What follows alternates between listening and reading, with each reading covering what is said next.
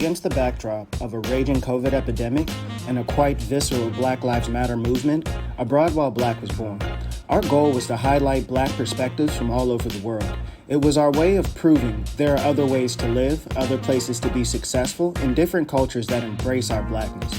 In 2020, the Abroad While Black team created dozens of responsive hot takes and thoughtful interviews covering topics ranging from current events, business opportunities, dating, and life-changing moments. In 2021, our co-hosts Cordy and Sean aim to share more success stories, more productive introspection, and most importantly, how to relocate to a place that truly values what you offer the world.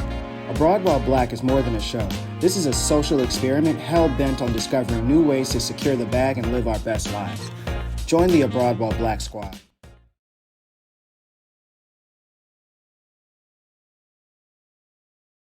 Hello, Abroad While Black squad. We're back together again. I am your host, Sean Burrows. I am passionate about building an economic bridge between Africa and her diaspora. I focus on operations, tech, and investment. So today we have a really, really special guest, one of my good friends, a good guy on the scene, Mr. Joel. I didn't even know you from the radio scene. I was about to give that background, but yeah. Joel's a guy when I first moved to Ghana. I can't say when I first moved to Ghana. I think I would have been a lot better off if I met you sooner. I know, right? Yeah, along the way, he was a guy that always had my back, real honest, straightforward guy, always on the scene, always where it's popping. Always the person I had a lot of respect for. So it's I'm really happy to be able to do this interview today. I'm wondering why it even took me so freaking long to do it. I'm asking myself the same question. Like you've been doing interviews and you're just hitting me up right now. I'm a fool. There's a specific reason because I had a whole different focus, but we're gonna get into that now. But okay, in the beginning, go ahead, introduce yourself. I know I could never do it enough justice, but yeah, give us a little bit of an introduction to Joel. All right, it's your boy Joel. Starting off like I'm hosting my radio show, right? Well, anyway, my name is Joel Amponsa, popularly known in the media space back in Ghana as Joel Orleans, or the radio man, or the hottest voice on radio. I've been doing radio broadcasting for 11 years now. Started off at Choice FM, moved on to YFM, biggest urban station in Ghana. And I was proud to work for that station. Got to be the number one drive time host, averaging 100K listeners a day. And it was big. It was fun times, you know. At the same time, I've always been a creative person, you know, whether I was on radio or not. Even prior to that, even take you back a bit to what even got me on radio was actually creating a platform for musicians and artists to kind of showcase their talent called Bless the Mic, which I was co-producing with my cuz back in the day, PY. I was hosting and rapping as well. So that's what kind of even shot me into the radio limelight, because some people they heard my voice, and one dude was like, yo, you got a sick voice, man. You need to be on radio. And I was like, oh, man, thank you. So when the opportunity came, I just snatched it. Fast forward, got to pick up an award for, you know, best radio personality male at the Ghana Entertainment Awards in the USA. That was in 2018, 2019. Yeah, man. So it was a good journey. But like I said, I just love creating. So while I've been on radio, I've been creating stuff. I've been creating events, done a lot of stuff. But what? Dick event. Yeah. Yeah. Go ahead. You know, so still on my background, I've kind of played around in different sectors as well. I've been in the tech space. I mean, with Sean, you're quite aware of with a partner of mine, Cecil Nutako, who's somebody you should have on the show, by the way. Yeah, you need to get Cecil on the show. So back in our uni days, we started off a tech company called Equinox, and we sort of put together an online learning platform for, you know, mainly Ghana and West Africa, you know. So that's one of the things we started off doing. That was my geek days when I was coding and doing servers and all of that stuff. So I played Okay. around the tech space for a bit. eCampus is still out there. You can check it out, ecampus.camp, if you want to, support the movement, or just put your young ones on. Like if you have nephews or nieces that are learning from junior high school up to senior high school, even college, you can check it out. So I met in the tech space, got into the media space, and now I'm in the beverage business. You're probably like, Yeah. how did that happen? That's a story we're going to talk about. Yeah. I know exactly how it happened. Yeah. I think alcohol and media is such a natural and beautiful union. Okay. But yeah, like you said, we'll get into that. We'll get into that. So Yeah. before I dive in, before I start trying to get into your business and all that other stuff, don't worry, I come in peace. But yeah, I like to kind of touch on like current events. So we have like the Okay. global, we have the ones that stick out. Yeah. I'm invoking my I can't remember who did what was this? Show Me the Money, Cuba Gooding Jr. What I'm looking at is this Derek Chauvin case, and I want to make this thing go viral. Show me the sentence. Okay. They've Yeah. charged this. Yeah. Yeah. It was done live, and everybody saw it. Yeah. And they charged him, but like I know that in the past, people have been able to be kind of slick about it, like Slick they about things. Yeah. charged or whatever. And now I see miraculously it's not in the news anymore. It's not Yeah. really that constant cycle when it's time to actually give him the punishment for Yeah. what's Going that's on. show me the sentence. But like, Yeah. how's it from your perspective? Matter of fact, we also have to mention, Joel, born and raised in Ghana, traveled all over the world, but Yeah. now you're in. So now this is a very unique perspective. So I'd really love to hear where you're coming from. Yeah, I mean, let's just, track back a bit to, how the whole thing even happened with George Floyd and how it drew attention all across the globe. You get what I'm saying? Because like I was on radio at the time when it happened, and Ooh. and at that time, I mean, I was also reporting on the case, Black Lives Matter was, gaining momentum. Everybody was talking about it, but in Africa at the time, I mean, well, when I was in Ghana, it was like, you know, there's still this like kind of, I wouldn't say beef, but like African Americans and Africans have this sort of thing Yeah, going on. You know what I'm saying? yeah. Where it's We gotta like, come back to that. We're gonna come back to that. I come back to they got that. this sort of thing going on where it's like they're kind of beefing but not beefing, but we love you but we hate you at the same time. But we'll get to that. But anyway, but back then, I mean, people weren't really paying attention to how big the thing was at the time when the instance first happened.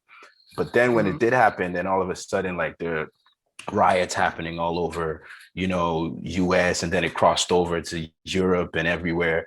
And then Mhm. even in Ghana, I think there was a protest that happened, but they kind of shut it down like real quick. They don't mess around with that Yeah, kind of stuff back there. But but everybody was just like waiting to see like what's gonna happen. Was it just gonna be another one of those cases where he gets off and then just probably lead to more riots and stuff like that, So, yeah, that's my wifey just come popping in to say hi. Yeah. Okay. hello, we start with Niger. Yeah. Okay. So yeah, now that the sentence is out there, like yeah, same way as you. I'm waiting to see what's really gonna happen. You get what I'm saying? Like, I've been following the case, and when it did happen, everybody was like, "Oh yes, they got him!" Yeah, everybody's still excited. But then, like you said, the news just died down. Even out Mhm. here in Amsterdam, there were protests against like racism and stuff here. There's a whole movement, like, and even when the lockdowns happened, there was still a lot of protests and stuff like Mhm. that. So show me the sentence. Like, let's see this guy going in, so we can all be like, yeah, you know, this Yeah. is it. All right. That's what I'm waiting for. That's how I feel. I'm Yep. I did a video. I posted a video up today. It was out of the blue. Um, literally when I saw what happened, meaning like when I saw him, being charged officially, I felt not a thing. Yeah. I was like, yeah, that's cute. That's real cute. Yeah. All right. So that's the thing that's been purposely on my mind. I'm pretty sure there are other crazy things on. I know there's like politics and different stuff on the US side. Yeah. Nigeria at this point, Yeah. I don't even into it. There's just been mysterious cases of people disappearing, artists or one celebrity having an issue with a child. Oh. Like it's Oh. it's like Nigeria is at a very tense point right now. Point right now, But yeah.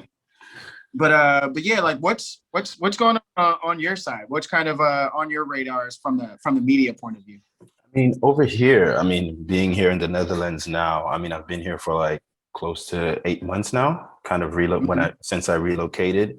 And as part of my relocation, one of my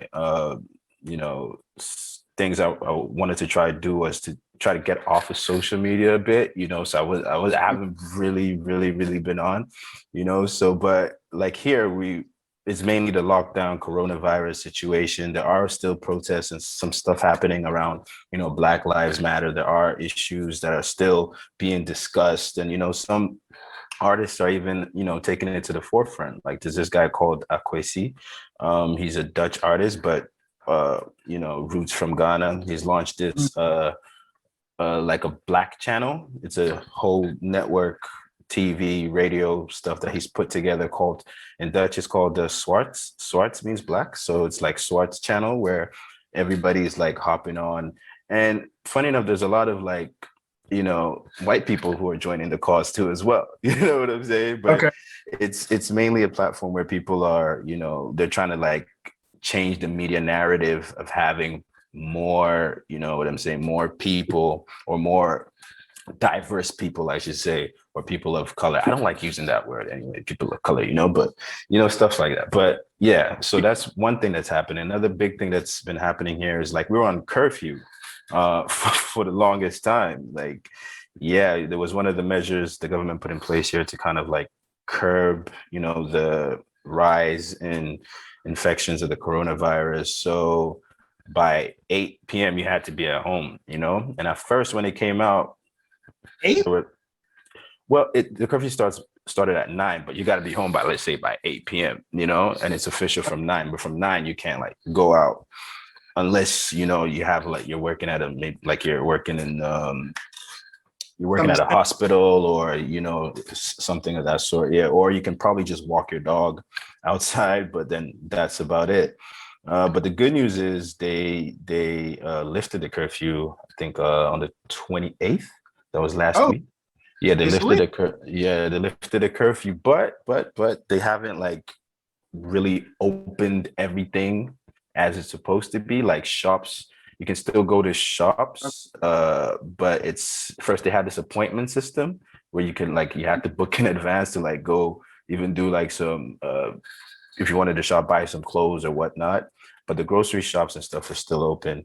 But I feel like here people have been bottled up so long, like there's a lot of tension, and people can't just wait to like, let it out. So that's one of the big things happening here now that I'm just trying to look into. Although I haven't been like on social media a lot, I also noticed that now like every most major corporations are now trying to ride off, I wouldn't say, maybe ride off of the BLM wave, because now you go to Netflix and you see like there's like categories like strong black, strong this, strong that. And I'm like, okay, I see you. So the other day it was kind of funny. I was doing some search and all of a sudden Asian stuff started popping off. I'm like, why is there so many Asian stuff popping up? And I went online, I saw there was this Asian, I don't know if you caught that one as well. There was this Asian race thing going on. So I'm like, okay. Yeah. But then I asked myself, it's like, it's good that they're doing that. But at the same time, it's like, why are you doing that? You get what I'm saying? Like, yeah, I can't, like, yeah, I get bothered by these things. I get bothered when you try to give me like a short-term win over a long-term Exactly. solution. Like you keep Exactly. giving me medicine for the symptoms, but you're not actually going to heal the sickness. Like, Exactly. yeah, Stuff like that, so yeah. And even if you check across football and stuff, you also see the same thing is happening. They're trying to fight racism through not going on, like not tweeting and being on social media as much. They had the social media blackout with some of the big yeah, clubs in the Premier League and stuff like that, but that's not really going to stop it. You know what I'm saying? I mean, that's not going to do anything. bro. There's Football or soccer is probably one of the worst sports I've seen for Black people. Like I've seen, I don't know, maybe I just don't watch a lot of, I mean, I watch boxing, American football, NBA. I mean, I'm not watching cricket, I'm not watching rugby. I don't know, but like I've never seen people like throwing, like everybody's throwing bananas on the field, bro. Like yeah. I'd have been my career would have been like grand opening, grand closing. Doesn't Like real quick. Yeah. Yeah, man, but that's the thing. So it's still there, like there's still gonna be cases. Recently there was another case that another Black person got shot, even a kid. There's this one that the cops and um this young girl, well, this teenagers were having a fight. She had a knife and then the cop shot her. And then they're like, yo, Yeah. as a cop, why can't you like use your training to like calm the situation down? You can't just go out all guns blazing. Like, so That one I have a bit of difficulty with it because I think that I don't even want to get into that because I don't want to give people excuses. Like I don't even want to influence people because like at the end of the day, if you wouldn't have shot so many people before that, then we wouldn't be looking at that situation that way. But the reckless as hell. Now it's like I don't trust you at all. That's basic. Yeah. That's basic. Basic. But I want to jump into something real quick. You mentioned it earlier because I want to know a lot more about Amsterdam. I've been there, but I still want to just get some information out there because I haven't lived there. But you mentioned the Africa versus Black Americans thing because I don't even call us African Americans anymore. I feel like you have to know something. You have to have some type of connection or context or understanding to even go so far. I'm African American. Just say you Black American because you're more American than anything else. From my perspective. But like, because like you're well traveled, but you're tried and true Ghanaian. So like you have a completely different perspective than I would be. So like, let's just be honest. Let's just drop it out there. Like, what do you think real disconnect is behind that whole unspoken beef? We like you, we don't like this, that, like. Honestly, I think it's basically traveling. People don't travel as much, If people would like travel more to America and Americans traveled more back home, I think there would be more of a chance where there would be a connection. Do you get what I'm saying? Because I feel like there's no connection. There are people who the whole thing is that people, like, for example, people came this whole year of return. Beautiful idea, right? You have everybody coming back home. But that kind of took a different twist because now people in Ghana are like, okay, everybody's coming home. What are these guys going to do next? Are they going to take our jobs? That's how some people start thinking. You get what I'm saying? And then you have some Americans who come to Ghana and then they're eating local dishes and they're posting. There was this trend. They're posting trends of like, this food sucks. I can't eat that. That kind of thing. And it's a bit, and that's disrespectful. I mean, you can't come. I love food. You get what I'm saying? Like, I'm even mad right now. Every Saturday, Sunday, that's my thing. You get me? And then it's like, people come and I wouldn't say it's ignorance. Yes, people have different tastes and style, but you can't come to Africa and be doing stuff like that, man. Like, come on. And it was a whole trend that went on. Now you see every American going on their snap, be like, oh, I don't eat eba. I don't like it. Oh, this is yucky. How do you people eat it? I'm like, dude, come on. Okay, yes, maybe you weren't brought up with it, but that's not our fault. This food has too much flavor. You get what I'm saying? Like from my perspective, right? I'm from Mississippi. So I'm like, what if one of the first foods that people were introduced to from our Black American history was chitlins?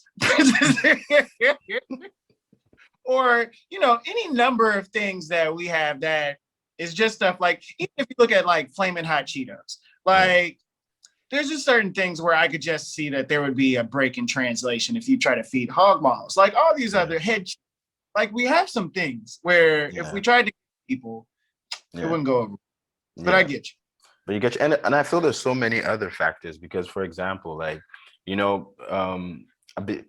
we were doing some tour business in Ghana for a while now as well. And one thing I also got to realize is that, well, I can't generalize this, but most of the time when people come down, right, they rather be looking for the same old Americans to hang out with. Do you get what I'm saying? And you get what I'm saying? So when it's that, it's like, okay, cool. How are you going to get immersed into, do you get what I'm saying? What's really happening in Ghana? You get what I'm saying? Like I think that's a big issue. You come and it's like, okay, like for example, I come to Amsterdam. I'm just chilling in my neighborhood. I've met so many different race people. Like I'm not living where the whole Black community is, for example. You get what I'm saying? Like I want to explore different stuff. I want to meet new people. I want to know. I'm learning the language. Do you get what I'm saying? I'm learning the culture. Just so not maybe that's me, but just so like it can help me get by. You get what I'm saying? I don't want to be caught up in a situation where people are saying something in Dutch and I'm just standing there looking stupid. You get what I'm saying? So I'm learning the culture. I'm learning things. Doesn't mean I have to like it. True. You get what I'm saying? But these are all things that happen. That's why I say it's like it's a good initiative, the year of the return, but there's a lot of things that can go wrong at the same time if we don't find a way to like harness our Black love and all of that, man. So you mentioned something deep. Because, like, my issue is that, well, I always say Black Americans are probably more like, they're probably more like South Africans in demeanor. We're far more aggressive.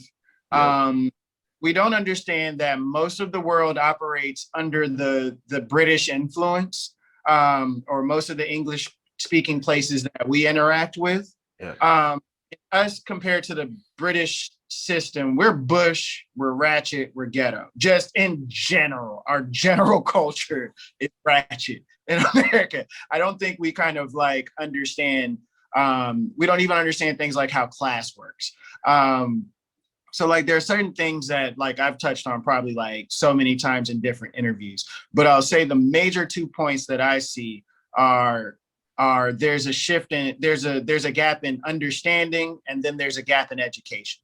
The gap in education exists where, from what I've gathered, in the African continent, they speak about African culture to a certain extent, not even in depth, but African culture to a certain extent, and they kind of gloss over that period of slavery to the point where it's like, look where you are now versus how the conditions are here. It's like it's a good thing.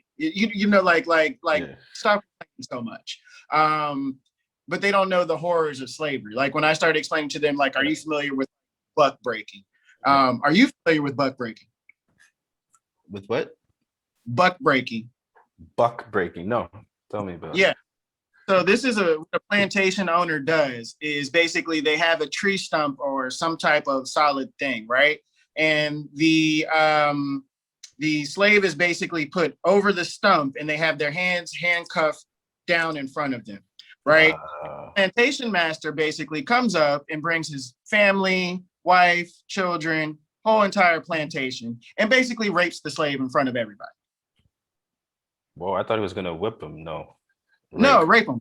Like it's a guy on top of another guy, like, and it's just like, this is like, So like, these are the type of things that people are doing. Now, you have to realize like the ripple effect that has even for us to go through certain things where like, there's a lot of things where we just don't feel respected. And like, you know, like for our women to know that like we couldn't protect them, we couldn't take care of them, like all these different things where we do have some issues. We do have some like deep-seated like there's basically raping parties where plantations would just go from, people would just say, we want to have a party, we want to travel, and they would go from different plantations and they would just, hey, we want a couple of slaves for the night. And yeah, take this one, yeah. Like just different stuff like that, where it's just like, you know, like that's not cool. That's not so cool. Like that's the that gets glossed over to the point where it's like, no, we got some real underlying beef, like low key. And then there's that part, but then in America, we don't get the education about the great societies in Africa. So the only thing they really teach us about is like how primitive and different things like that. So we're conditioned to believe a certain thing. When I first moved to Washington, D.C., somebody told me an Ethiopian woman had a crack. And I was like, ew, I'm good. Because the only time I'd ever seen an Ethiopian was, do you want to feed an Ethiopian child for 30 cents a day? Yeah. You know, and that fucking, excuse my French, don't demonetize me. That fly that just had to be on their face in every single video, where it's just like, they didn't teach us anything good. They didn't make us believe that there was anything good there. Plus we're already kind of broken. So then we enter in this situation where we're partially broken, we're hella aggressive, and we have no connection to where we come from. Yeah, man. And it's tough. Like recently I was just reading an article about how, like, you know, the New York Times and a lot of these big corporations are like conditioned to like make Africa look as if, you know, there's nothing really going on. Even if you look at what's happening now with how the coronavirus is going around the world, when they're reporting on Africa, just look at how it's being reported. Like, you get what I'm saying? Like, you need to take a look at all of these things. But yeah, that's a battle for another day, man. Like, we can't fight all of this at once, you know. But yeah. Really? I'm gonna have to edit out most of this. So with that being said, you're in Amsterdam, but you moved there from Ghana. But again, you're well traveled. But like for real, like I've only been there from a visiting standpoint, where I thought it was just so novel to go to the red light district and see prostitutes, people having sex in windows, going to stores and just like buying weed, not that I did any of these things. I was at church, but people were telling me that these things were happening, right? So like, but there's another side. There's more to it than bicycles and all these different things. What's it like? Like, what are some things that stick out to you about Amsterdam and living there? Well, Amsterdam, for like you said, like it depends on where you are, you know, like definitely if you're in the city or in Amsterdam itself, that's like tourist central. You get what I'm saying? So you really won't get the taste of like real Amsterdam, you know? It's like, and that's another, like when people come to Ghana and then they're only in Accra and you're like, oh, and they feel like they've experienced Ghana. No, you haven't. You get what I'm saying? You haven't been to like Sekondi Takoradi. You haven't been to Busia Beach. You haven't been to Adan. There's a similar thing here. So one thing that I've noticed here is like, well, everybody's on time. Okay. You 30 seconds late, you're in trouble. Yeah, man. Another thing is the weather can change like at any moment in any given system. Like there was one day we had hail, snow, rain, sunshine, all in the same day. So you have to be prepared. That's another thing. And I feel like me moving from Ghana here, like I kind of took advantage of the sunshine. Like, you know, we kind of took it for granted, you know. But here it's like when the sun comes out, you're like, you want to go out, you want to like, burn me, like feed me, you know. Apart from that, like I feel like here almost everything, the systems are great here. The talk about the transportation system, the biking system is insane. Like you talk about bicycles, but it's a day-to-day life. Like here, if you have a bike, you can basically do anything you need to do. You get what I'm saying? Because everything is like radius, biking radius. You get what I'm saying? Like where we stay, it's in between the major city, Amsterdam, and Utrecht, which is another big city, right? And I can just bike from my house to Utrecht in like 20 minutes, right? Or I can take a bus ride, or I can take a train. The train is going to cost me like €6. You get what I'm saying to get there. But if I bike, save that change. You get what I'm saying? So I think it's more economically friendly over here at the moment.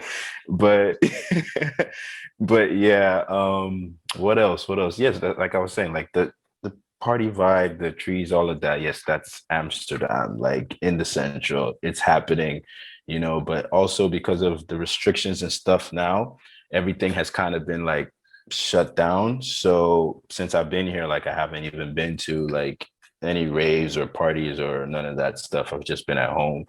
And I've also noticed like where we live, the area we live, it's more family oriented. Like almost everybody around like has, a wife and kids. So it's like it's a good environment. You get me? So I'm enjoying myself. Okay.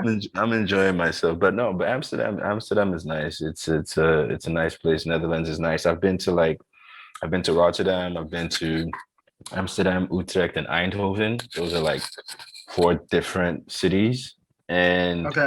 everywhere you go, you still have a sense of the same kind of structure or surrounding. It's only Rotterdam, which is considered more urban because they have like more modern, architecture. Whereas, Mhm. in Amsterdam, other cities, architecture is still a bit like the old school days, So yeah. But yeah, you definitely have a good time if you come out here after the restrictions have been lifted though. Yeah. Definitely. All right, all right. So All we had to right. take a commercial break, right? Quick one, yeah. Yeah. So we touched on what it's like. We touched on food, dating scene, theoretic dating scene. Um, and then so like let's tap into that family life aspect of it.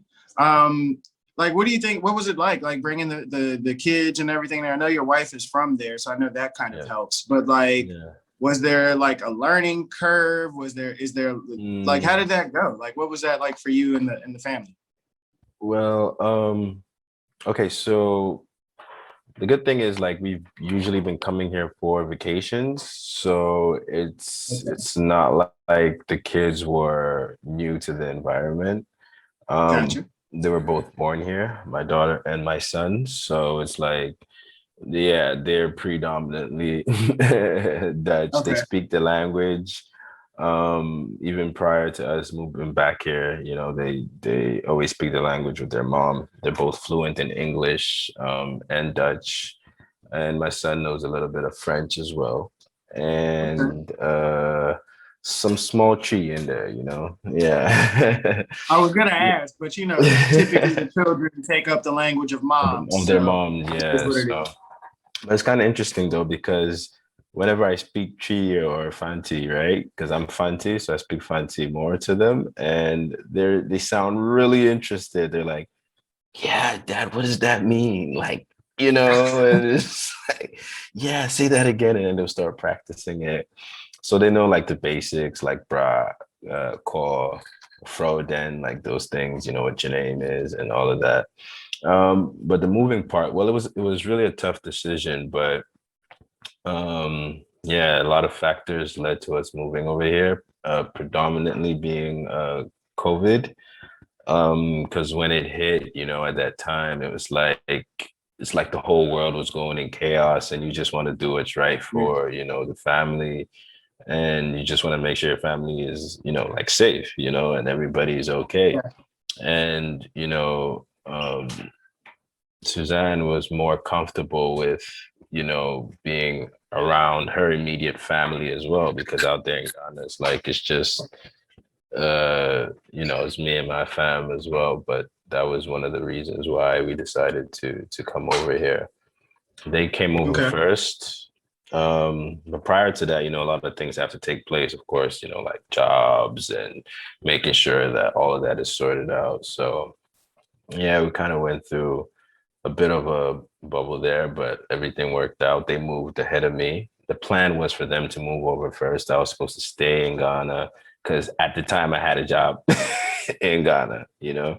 So I was like, Yeah. okay, I'm gonna stay over and see how things go. And I was also working on my startup as well, the beverage company. So I was like, okay, let's stay here. And then I got laid off work. Next thing I know, I got laid off work because of Corona. Company Yeah. claims they didn't have enough finances to pay me anymore, so they were going to cut me loose just like that. I was like, okay. So as soon as that happened, I mean, it was a no-brainer for me. I was like, okay, well, this was what was keeping me here, besides the Yeah. startup and stuff. But if the family's over there, I got kicked out of the job I loved because of Corona. Well, I might as well just go start Well, a new life. I think you bring like that's a really interesting thing because like you had probably one of the most influential. You were over the drive time, 5 p.m. Yeah. when everybody's in the car. Yeah. And it's really interesting where I could see that taking a hit, especially from the media advertising side, because they're not going to pay when nobody's driving and listening. So Exactly. yeah, I didn't think about that. I know a lot of different industries had to constrict, but I didn't really Yeah. think about it impacted the media side. So that's really interesting. Yeah, I mean, Um, a lot of people got yeah. laid off. I mean, I wasn't the only person. Mhm. But it was, I mean, at the time, it was just like how it happened, like Mhm. I do understand. Like I said, I'm an entrepreneur myself. I understand how things go, but you know, it was just how the process of it. There was no negotiation, there was no communication. It was just straight out, boom, you're terminated, which I felt, working somewhere for like 10 years is a bit disrespectful, after, Mhm. like I promise I probably wouldn't have a problem like if there was like, yo, this is what's happening. So, we want to cut off salaries, or even if you got to lay me off, like do it the right way. You don't just call me for a meeting and like, oh, boom, you're terminated. Get the fuck out. Yeah. It's like that's mad disrespectful, especially at a time like this, you know what I'm saying? Where like everybody's trying to like, you know, Yeah. survive and figure out how things are going to go. You don't just come and be like, yeah, that's it. It's a bit weird anyway, but I put all that behind me now. And so, like I said, it was a no-brainer at the time. I'm like, okay, my kid's over here, my wife is over here. I still have my startup, but I could still make it work over here. Do you get what I'm Mhm. saying? So I was like, yeah. So basically, we got rid of all my stuff. So sold all everything we had, the car, everything. And I was like, yeah, use it to raise money to, come out here as well. And then just like have a new life. Started off good. Kids, yeah, obviously new environment in a way. So it kind of took them a while to adjust, but they're doing well. Fantastic. They love it here. Okay. School is just around the corner. It's not too far. I bike and take my son to school and back. So it's kind of cool, Yeah. Dope, dope, dope. Okay, man, we gotta make lemonade out of lemons some of these days. Cause like, Yeah. yeah, hella tight for me. Like I was like real nervous about a certain thing. Just yeah, everybody was matter of fact, now that I think about it, one of the key clients I lost was actually a tech media firm. And again, they had to constrict. So yeah, actually I should have been paying attention to that one. Yeah. The impacts on the media side. Cause I only heard the flip side where since everybody was at home, like they're getting like all types of income coming in, but I guess that was a different type of media. Media, yeah. Yes. Um, so I want to jump into this business element and transition into like I'm calling it like the radioactive case study because I think like this is part of this success story coming out of what you've been working on.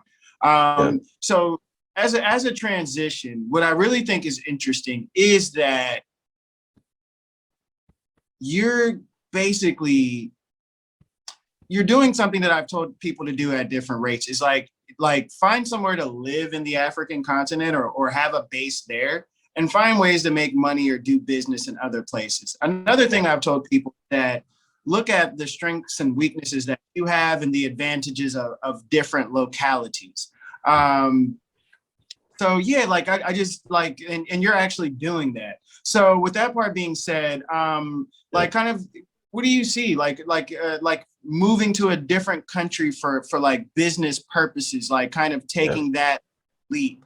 Kind of what was that like? Like was that a conscious decision? Like that, like I kind of want to understand that, because I think that people have skills and opportunities, but they never kind of take the leap, or they never think that option something they even consider.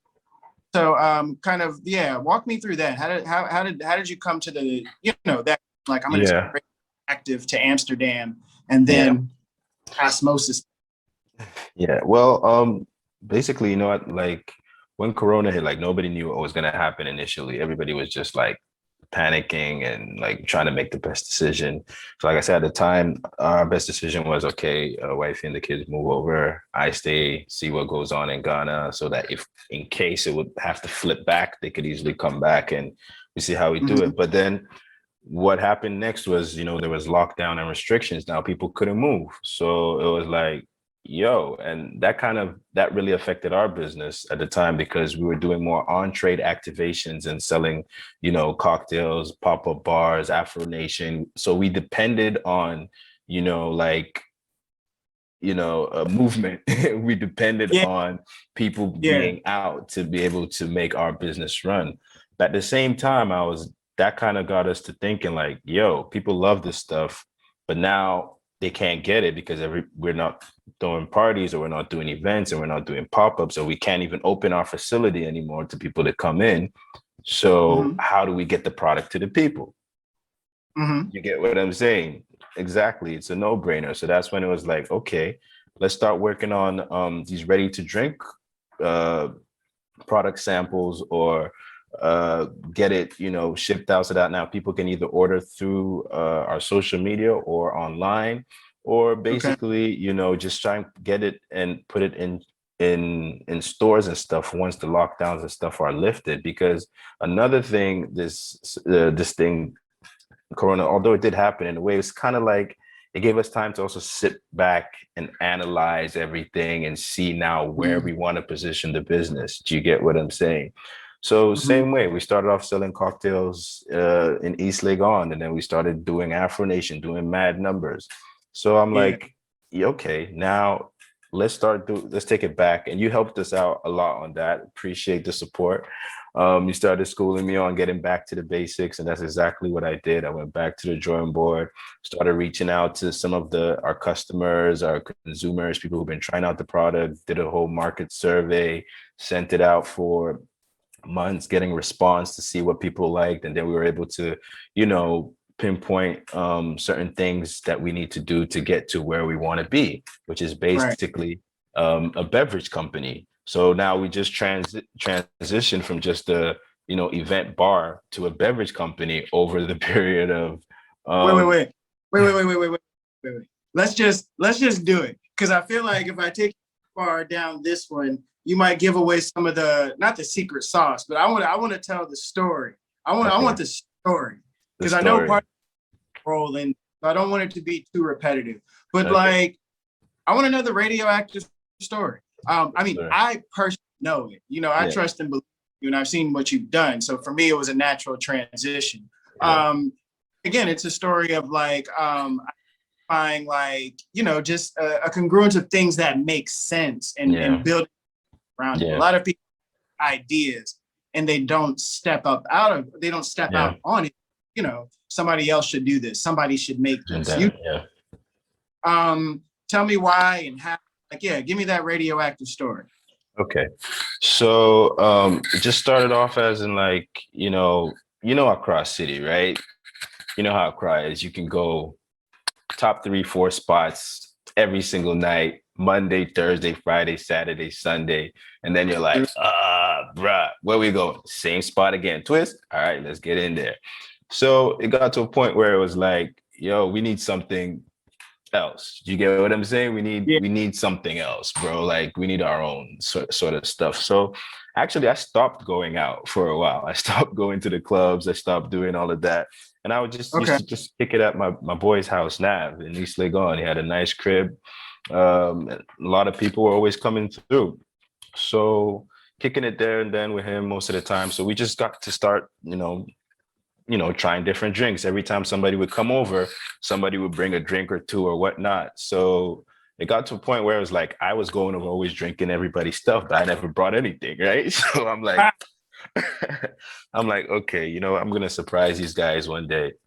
So I've been had this like, secret recipe, but it wasn't Mhm. like a recipe, just a cocktail blend mix that I used to do once in a while with some close friends for years. And then I was like, oh, you know what? Let me try. But the truth is, like, I did it, I liked it.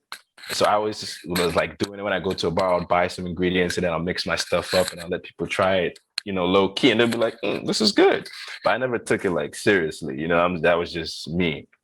So one day at my boy's house, I did the same thing. I bought the ingredients, went over there. They're all there, doing the usual vodka, Hennessy, and stuff. I'm like, okay, guys, today I got a surprise for you. I'm gonna whip something together. You guys try it out. They're like, Okay.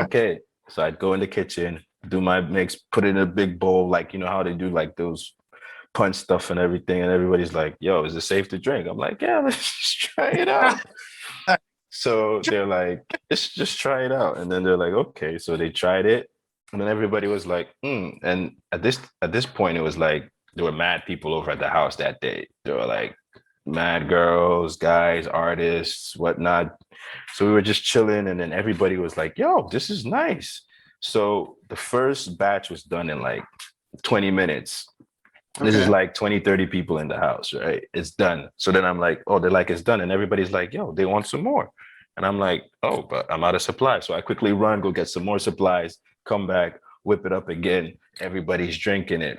One girl comes with her dude. Her dude came with a bottle of Henny. He opens it up, trying to, flex and all that. And she's like, nah, I want what they're drinking. Yeah. So that's when it was like, yo, this is actually a vibe, And that's when they Okay. asked me, like, what's it called?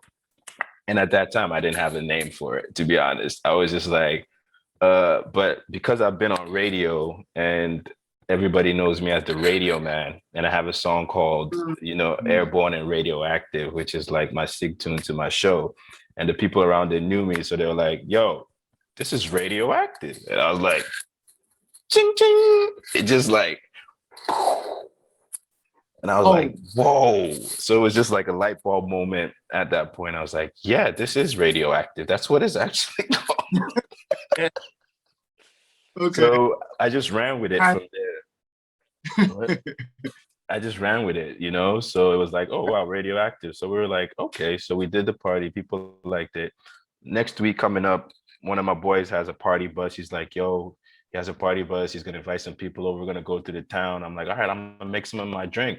So I brought it in. We picked some people. We go to the beach, mad party. Everybody loves the drink. It's. But at this point, I'm giving it out for free. So I'm like, yo, what's going on? And then my boy's like, yo, we could make some money off of this. I'm like, you sure? He's like, yeah. I'm like, okay, let's test it out. So first event, this is like August 2019, by the way. First event Okay. called Merch Mania in East Legon. And then I was like, my boy was throwing the event and he wanted us to support him. So I was like, you know what? I'll support you. I'll support you with the media promo runs, whatnot. But give me a booth in return, like a spot where I can come set up my bar at your event. And he's like, Mhm. cool, you got it. So I helped him out with the media runs, put his stuff together. We all promoted the event. Event was a huge success. And that was when we sold like 2,000 cocktails. That was like our first ever. Nobody had Wow. heard of the drink. We just like came through with the gas mask. So we just ran with the theme radioactive, came through with the gas mask, and that was it. Everybody loved Wait, it. how does this gas mask fit in? Because I see it, I love it. That's what stuck out. When I went to the facility when I was In Ghana, you yeah. I can't even say second home. It's really like the first Yeah. home. But I had to get that selfie in the gas mask. Like, where did that come from? Like, so that actually came from one of our boys, Mofo. He's a graffiti artist, and okay. usually whenever he's spraying around town because of the graffiti, right, he always wears a gas mask. Okay. So we were just saying radioactive. So one day he came by and we're like, we commissioned our wall for him to like come do some graffiti on it, and then he wore a gas mask. So we were like, yo, this could be our thing. You get what I'm saying? So, yeah. but then it all sort of and it's like telling the future now, right? Like, yeah. And this was prior to like Corona happening, face masks and all of that, right? We were using gas masks as our theme and our brand. And the next thing you know, Corona comes and everybody now is walking around like face masked up, like sort of like gas masks already. Like even watching CNN. I had one. Yeah, I knew. So we just ran with it, man. And then we were like, okay. So one of my boys was in London. I'm like, yo, I need gas masks. He sent down like 50 pieces, 100 pieces of gas masks. And then we were like, we're trying to run promos with it. We sold a few, sold out in like 2 weeks. I was like, whoa. So then we were like, wait, so we can do merch, we can have a drink, so we were just going wild at that point. But at the same time, we didn't know what it was going to become. So we just started off gradually going from event to event. And then, you know, a lot of major players now started reaching at us like, yo, we should come throw our radioactive parties at their spot. And then we're like, okay. But funny enough, right before we started to do that, because we had done like 2-3 events, just pop-up bars. And then I was like, wait a minute, where this whole thing started was at your house, bro. And your house, people come through every other day, like whatnot. Why don't we just turn the house into our own, you know what I'm saying, like facility, a yard, and then we can control, you get what I'm saying, we can control our surroundings, because that was one of the problems we were sort of having when we were outside. Like it wasn't our event, so we couldn't control, you know, what was going on. We had like a limited space. So then we controlled our own surroundings. We put in a bar, put in a DJ booth, graffitied the whole wall, got the green lights going, the whole theme. And next thing you know, we just started sending messages like, yo, Friday night is Radioactive Fridays at our crib, come through. That was it. Yeah. People started rolling up, started rolling out. We even started charging at the gate. Like, okay, right now it's 50 cities to get in. And then people like, because the house wasn't that big, it only fit like about 100, 150 people. So we tried to control the crowd, but people were still paying to get in. So then we were like, yo, this is big. So then we took it to the next level, got in at Afro Nation, and that's where it went crazy. Yeah. Now, family, this is where I come into this. This way. Yeah. Now, I visited after Merch Mania. Yeah. Just before Radioactive. And to me, the whole concept that you had built was so compelling that, you know, we had already started. I just wanted to be a part of it. We were already started talking about operations and different things like that. But when you said like Afro Nation, it was Year of Return. Yeah. And that was like perfect storm of like, oh yes, sir. Oh yes, sir. I will have Black Hind parts there. Stat. So yeah, and it was lit. It was lit. Before we get into that story, because that's the next place I'm going. What is Radioactive? What I know you know you can't give away what it is, but like what I want to tease people a little bit. I want to give them a little bit of something in it, something to wait for. So like tell us a little bit about it. Like what would we compare it to? If you want to give the flavor profile or not, like just you know, give a bit of like what it is. Okay, so Radioactive is safe to drink uranium, right? In a bottle. Okay. It has a tangy taste, packs a punch, and you feel good the next day. All right. If we want to, you got to say that last part again. Okay, forget it. I don't want to put you in a potential situation. So as a semi outsider, I'm gonna say what I know. So basically, from my experience, my personal experience, and I tested it thoroughly, tried to kill myself. I didn't get a hangover. I didn't have a hangover the next day. I remember going to sleep and it was light outside, but I also remember waking up later on, like I'm tired, but it wasn't like the death that I would expect as a post-30 man who went on a hardcore binger for like 13 hours straight. That's what it was just like, I could use 15, 20 more minutes of sleep, but we're here.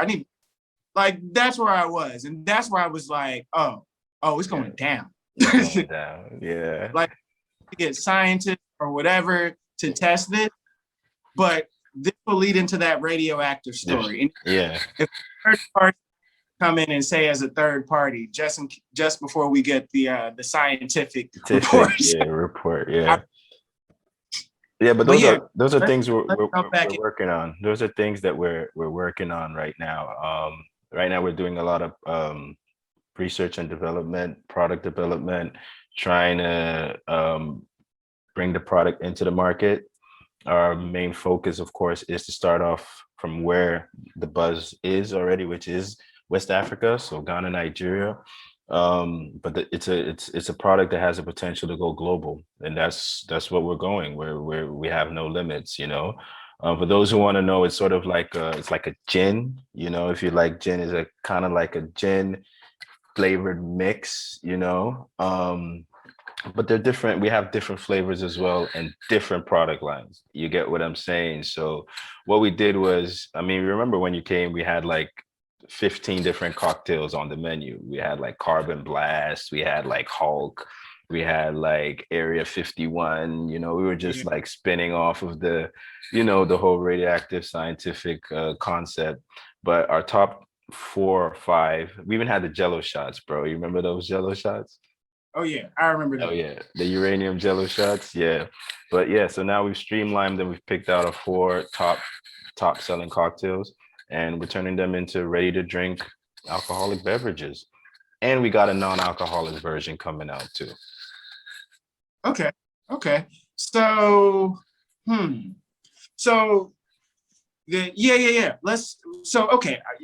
skirting around the Afro Nation story. So I'm going to tell their Afro Nation story. So basically, Afro Nation is huge congruence of Black people that were descending upon Ghana in droves with the main purpose of partying.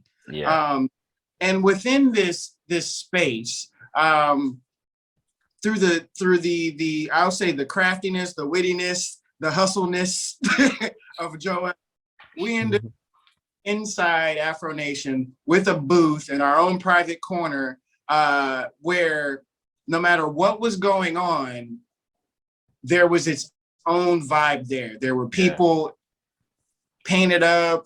There were the girls were amazing. You know, the guys. The guy intimidated.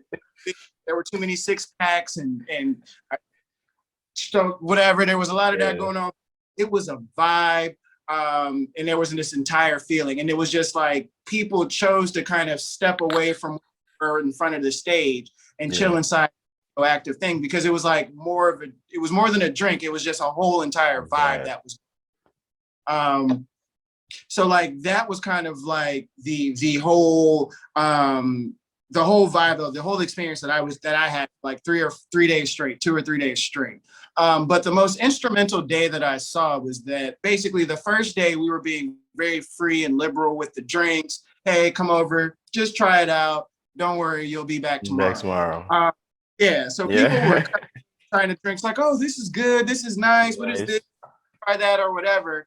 And again, because of the vibe, people came and stayed and invited more people. So we had a bit of our own crowd, our own party within the party. Right. So in normal fashion, certain bartenders were trying to destroy lives with the way that they were pouring these drinks, the way people were having fun.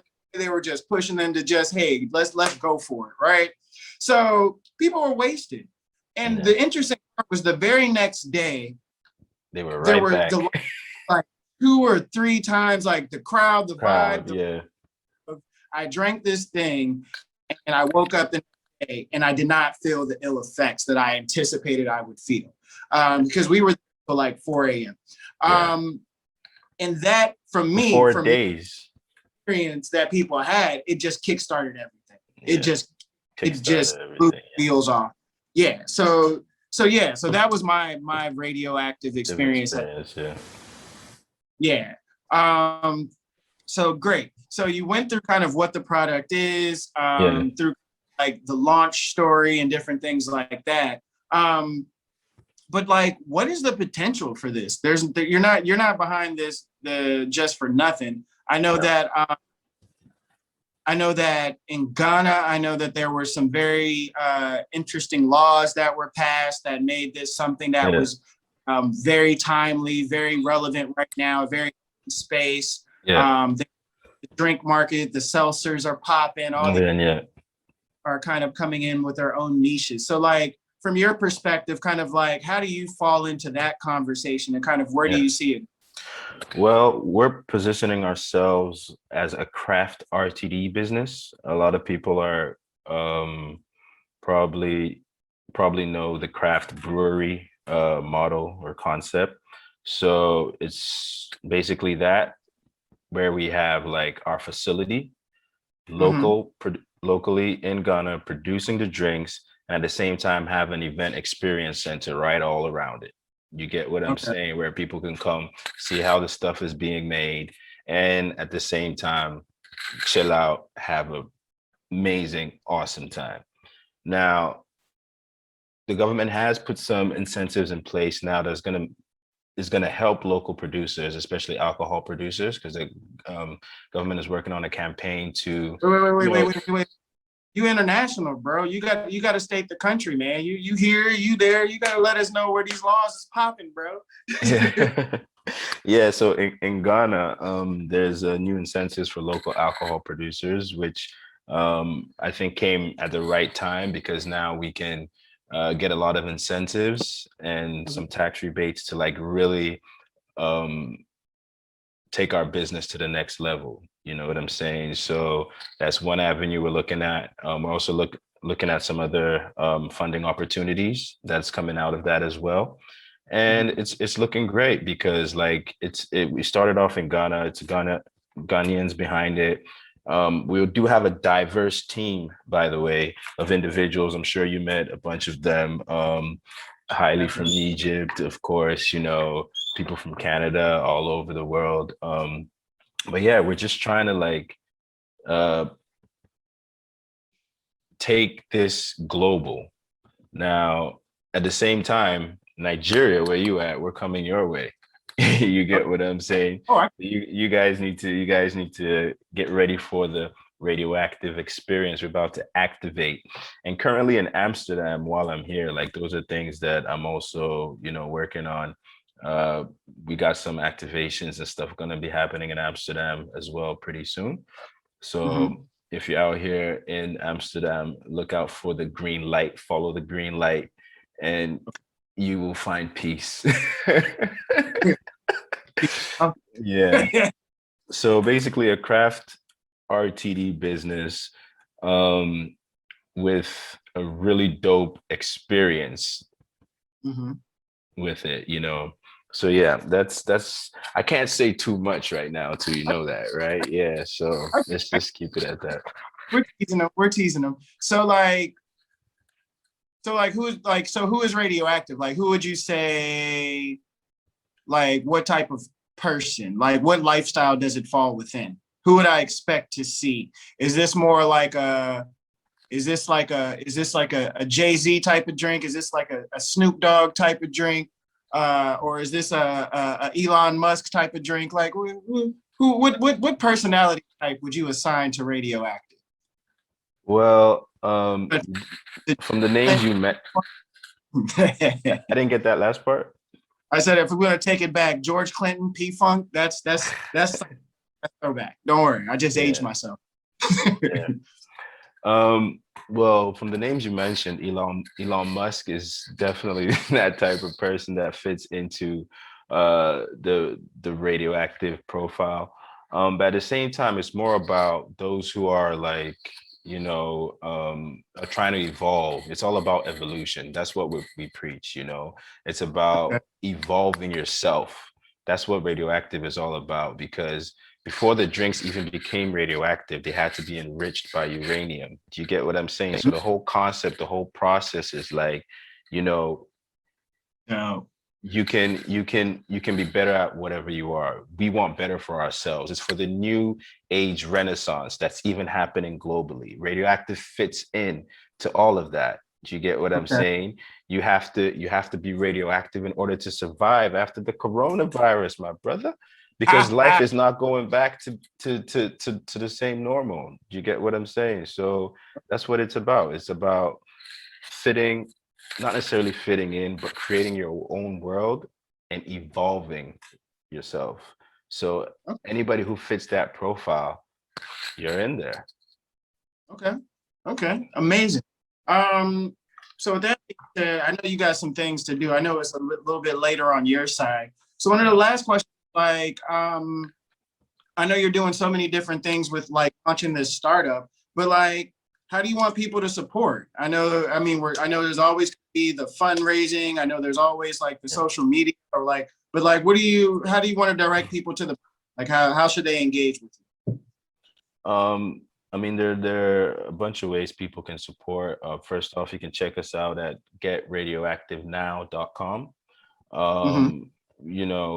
There's a few surveys on there they can just fill out, even if you haven't tried it before, just to, give us a better perspective of what other people out there would be, keen to look at when, they want to have a drink experience or in their drinks and stuff like that. That's one way. Okay. We're working on a fundraising campaign, which will be launched soon, which will also be on the platform on the website, getradioactivenow.com. You can also follow us, of course, at Get Radioactive on Twitter and Instagram, or at Get Activated Now on Twitter and Instagram to get all the updates. And yeah, man, I just want, because what we're trying to do is the next coming weeks we will be making a few announcements, and then from there, if you really want to support, whether by cash or just like pre-ordering some of our products before it hits stores, and you could be one of the first buyers of our product, then yeah, that would be super. Okay. Okay. Yeah, Dope. Oh, dope. Amazing. Amazing. yeah, Okay. So that was one of my last questions to ask, man. I appreciate yeah. your time. Appreciate you, What are Sean. Oh, no worries, bro. You know, I'm always on my guy's side. What are some of the closing thoughts that you want to leave with people before we wrap up? um Stay close to your loved ones, man. Spread love. Travel the world if you can. I know things are hard right now, but like, I think the more you travel, the more we all get connected and get to know each other better, and keep evolving, Protect your energy. That's the Man, most important. That's like one of the mantras we live by at Radioactive. Protect your energy. If you need to cut off people, cut them off. Don't let them waste your time. Like, not at all. Because we don't even have time. We're running out of time. So yeah, make sure you keep doing you, and yeah, check us out, getradioactivenow.com. Energize and evolve. awesome, awesome, perfect, man. All right, All right. Broadway Squad. You already know how we roll. Check us Yeah. out, www.burrowsenterprises.com. Follow us on Instagram, Twitter, Facebook. We're all over the place. Also, look for Abroad While Black. We're on Facebook. We're on Twitter over there as well. And I'm just going to go ahead and announce this now. Um, you know who Ronke Adesanya is, we're going to launch a new series under her own personal brand she's pushing out. If you know, she knows every single location. She's always from spot to spot to spot, and she's become an influencer. So what she's going to start doing here going forward is she's going to come out with Ronke's Hot Spot Report. So you're going to know what's going on in Lagos. And this is not from the clout chasing, the celebrity chasing, who's the who. We're talking about experience. We're talking about fun. We're talking about where you can get the best cocktails, where you can find the best vibe, best price bottles, things like that, where we just kind of dig deep into that space. So look forward to that coming up. And of course, I'm always dropping new learning modules for those trying to build up their business. So keep checking us out. Until the next time, appreciate you all. As I'm still in this one. Going forward, this is how we closing it out. Remember, always protect your energy. Love it. All right, all right, to the man. next.